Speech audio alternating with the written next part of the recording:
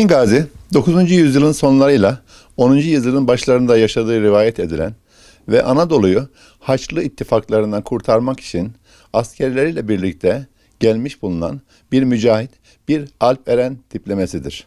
Hüseyin Gazi'yi daha sonraki kuşakta Battal Gazi ve diğer alperenlerle birlikte anmamız mümkündür.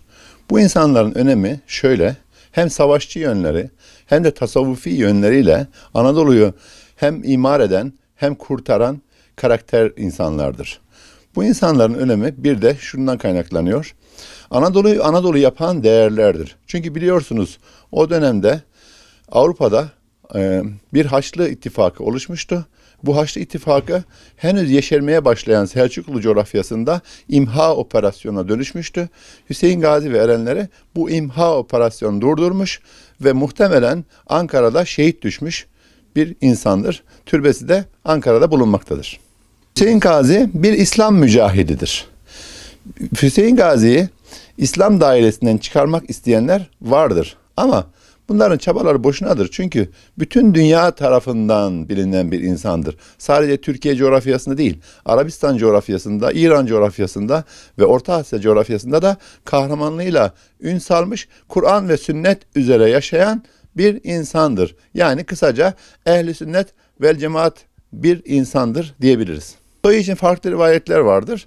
Mekke Medine ahalisinden olduğu söylendiği gibi Mengücek oğullarından ya da Artuklu oğullarından ya da Kayı oğullarından olduğu da söylenebilir. Bunun da sebebi şu: o dönemde biliyorsunuz sözlü rivayet çok gelişmişti. Tarihi gerçeklikten biraz uzaktı. Dolayısıyla bu tür kutup şahsiyetler için bir ırka bağlamak, bir etnik kökene bağlamak sakıncalı olur, gerçekliği yansıtmaz. Ama bilinen bir gerçek ki Anadolu'da bir barış atmosferi oluşturmuş, Anadolu halkını ümmet şuuru etrafında birliğe, kardeşliğe davet etmiştir.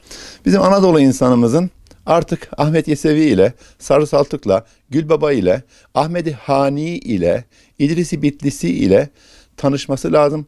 Bunu sivil toplum kuruluşlarımızın yapması lazım.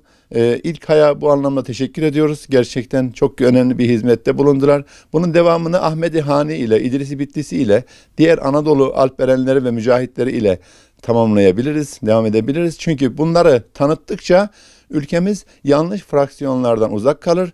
Gençlerimiz yanlış, zararlı fraksiyonlara kapılmazlar. Çünkü tarihiyle, kültürüyle, inancıyla, diliyle, diniyle barışık bir toplum yapısı meydana gelir.